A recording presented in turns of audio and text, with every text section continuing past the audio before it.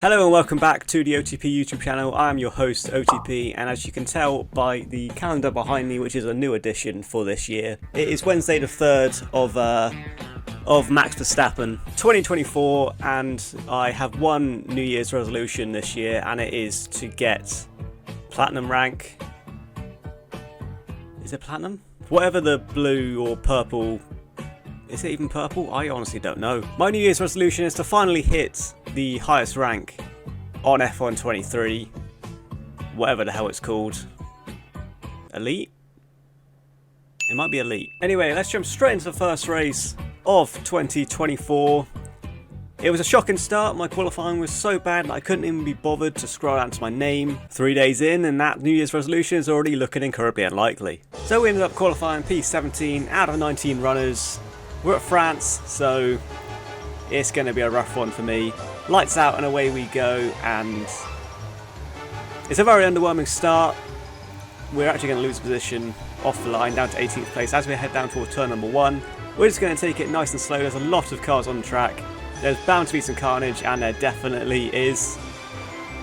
There's a lot of cars going off track, and luckily we managed to only make up one position. That's kind of underwhelming, but we're going to try and make it 2 around the outside of someone at turn number 3, and 2 cars ahead of us hit each other, and luckily we go straight through them up into P13, so finally we're making some progress a sector in.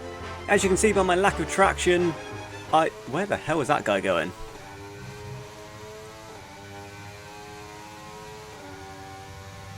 That's an interesting line. I bet you won't get fucking penalised for that. Now, if you've watched one of my France races before, you'll know I have absolutely no confidence at this track whatsoever, as well as pace. We're going to try and look at the inside of this very nice green car, I might say, for P12, and he's finding it difficult to just stay on the racing line. I'm assuming he's got damage, because if this is a perfect car, then fuck me, this guy is bad. He does pull into the pit, and it's going to promote us to P12 at the end of lap number 1. Things kind of get better, they kind of don't. I didn't have a lot of pace. I was able to stay on the back of P11, but I just had absolutely no straight line speed, and you can see in the bottom left I'm just adjusting my wing for when I make a pit stop, because I was quick in sector 3, but I just had absolutely nothing in a straight line. Even with DRS, I basically had nothing to give, and I was basically driving an Alpine at this stage. It was absolutely horrific. On to lap number 4 now. You can see we're at the back of this quite significant train. There's 2 cars going side by side through turn number 5, and annoyingly there's not really any carnage. They're slowing each other up, but it doesn't matter because we're coming onto the straight, and you'll see now we're using ERS, we're using DRS, and nothing's really happening. As we come into turn number 8, we managed to close up to Derek Sponge in the braking zone. It doesn't really matter because turn number 9 follows a straight, which we can't do anything on. And as we come through turn number 10, again, I was kind of just banking on mistakes. Oh, there's a mistake. We're up to P11. This was all I could do really, just stay on the back of Derek Sponge, wait for the cars ahead to battle and make mistakes. You can see it's getting a little bit more fiery now, and 1 car has spun around. That's another position for us.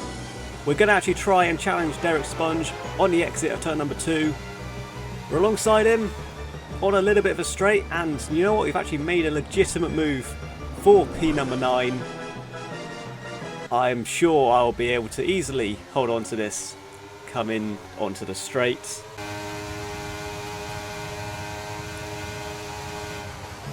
That was depressingly easy for him. So after being absolutely humiliated by Derek Sponge, we decided to come into the pit for an early stop onto the soft tyres and just get our wing down as much as we possibly can, and hopefully we'll be able to make up some moves afterwards. We rejoin the race in P14, so we've made up 3 positions so far, all of which have not been legitimate overtakes. They've just been people getting taken out. But hopefully, with the new wing and some faster tyres, we can actually make up some moves here. A lap in and things are already looking more positive.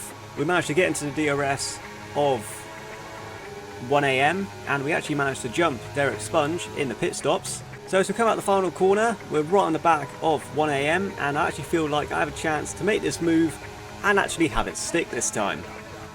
At least I thought I did until some cars come out the pit, and I almost fucking die. And I'm not ashamed to admit this, but my life flashed before my eyes in that moment. I was absolutely fucking terrified. But now that I knew that my straight line speed wasn't absolutely dire, I was a lot more motivated and energized to move through the field.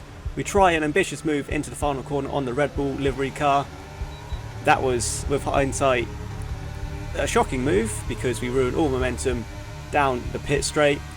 And you can see with DRS and ERS we're still not making moves, but we're at least not losing touch with the people ahead of us. And 1AM has a very nasty snap of oversteer. He saved it quite well, to be fair to him.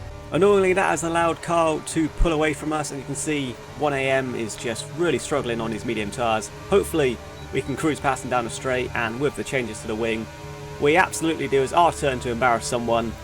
Thank God we're ahead of 1AM. Now we can challenge this Red Bull car, and potentially we could get a podium here somehow. A lap later, we just about hold on to DRS on Carl in P6. He's now battling P5.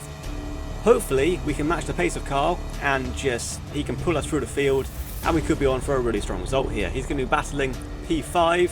There's a little bit of contact and some interesting track extensions from Carl. He questionably gets the move done as he's now under pressure from his rival down towards turn number 10, I want to say. I'm not going to check the track map, we're going to wing it. 2 sectors later and we are no longer directly behind the battle for P5 because Carl is pulling away, and we need to get past this Kago guy. Sure, that's the name we'll go with. Once again, I'm hoping I have the straight line speed on this guy now, and hopefully he's out of DRS, so it should be a pretty easy move. He is out of DRS, and it is indeed an embarrassingly easy move. That's the ones we want to see. In more positive news, Carl and Olibot are now battling for P4, so Carl is doing us an absolute wonder here of just slowing the cars ahead of us down.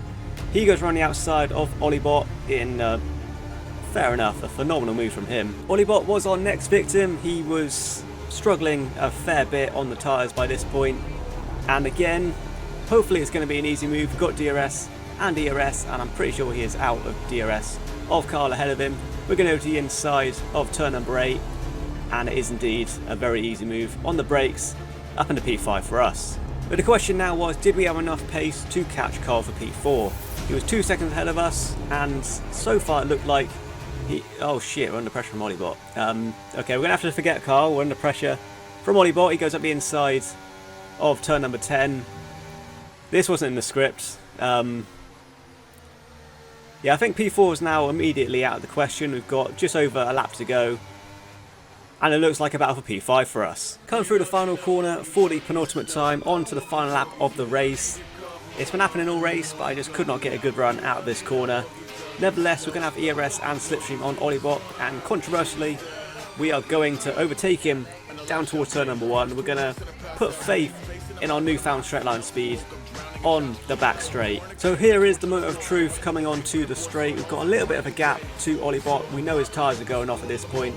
We've got a little bit of ERS to use up, and we're going to try and use not all of it, just about half of it to defend on the following straight. And you can see Olibot, he's going to use all our ERS. We're going to make a very questionable swipe at him, but he does get the move on us down towards turn number 8, but hopefully he's got no ERS to defend against us now. We're right behind him when he exits at turn number 9, and we do get the cut back on him, back up into P5. Now we're going to go defensive down towards turn number 10. It's a very difficult corner to defend, and he does slip up our inside. We're side by side through turn number 10 into turn number 11, outside line for us, and it seems to pay off. We managed to carry more speed than Olibot.